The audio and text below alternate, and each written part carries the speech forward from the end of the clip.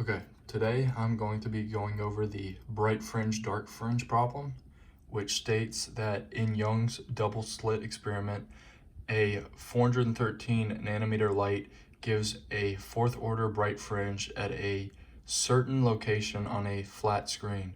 What is the longest wavelength of the visible light that would produce a dark fringe at the same location? And we're assuming that the range of the visible wavelength extends from 380 nanometers to 750 nanometers. So for step one, we're going to be going over our givens, which is our wavelength of 413 nanometers, and our order number of the bright fringe, which is 4.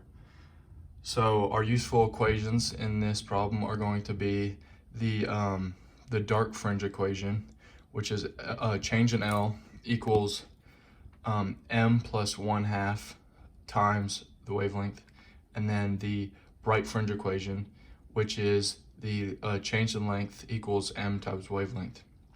And for this first one, it is also called the destructive interference equation, and for the second one, it's also called the constructive interference equation.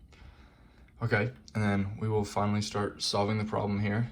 So for the bright fringe, we have we use this equation right here, which would be change in L equals m times wavelength, which we have our m, which is 4 from the given, the order number, and then we also have our wavelength, which is 413 nanometers, and the change in length would be 1652 nanometers. So with that, we can assume that this means we must set the distance for our dark fringe as 652 nanometers, as well as while setting the m to different values in order to end up in our desired range of 380 to 750, which is our visible light range. We then must solve for the wavelength of this new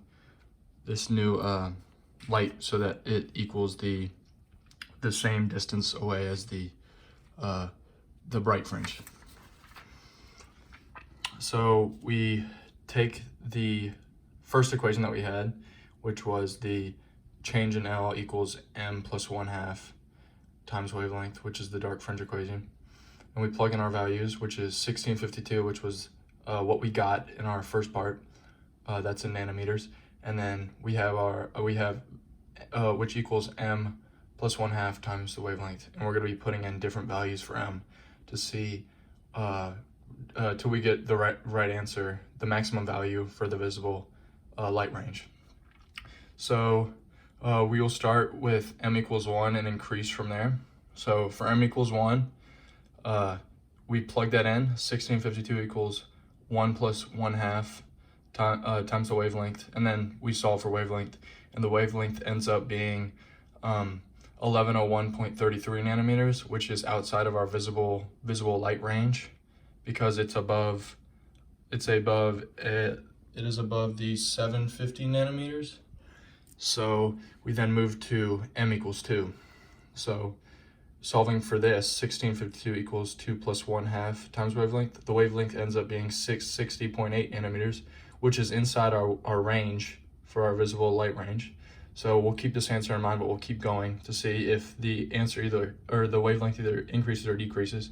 So we go through again, m equals 3, so it'd be 1652 equals 3 plus 1/2 times wavelength, which ends up equaling 472 nanometers. This is inside our range, but it's also a smaller wavelength, and we're looking for the maximum wavelength. Like the problem stated earlier, the longest wavelength for the visible light that would produce a dark fringe. So we are actually going to end up going with m equals 2 to find out that our maximum wavelength would actually end up being 660.8 nanometers. So that is our final answer.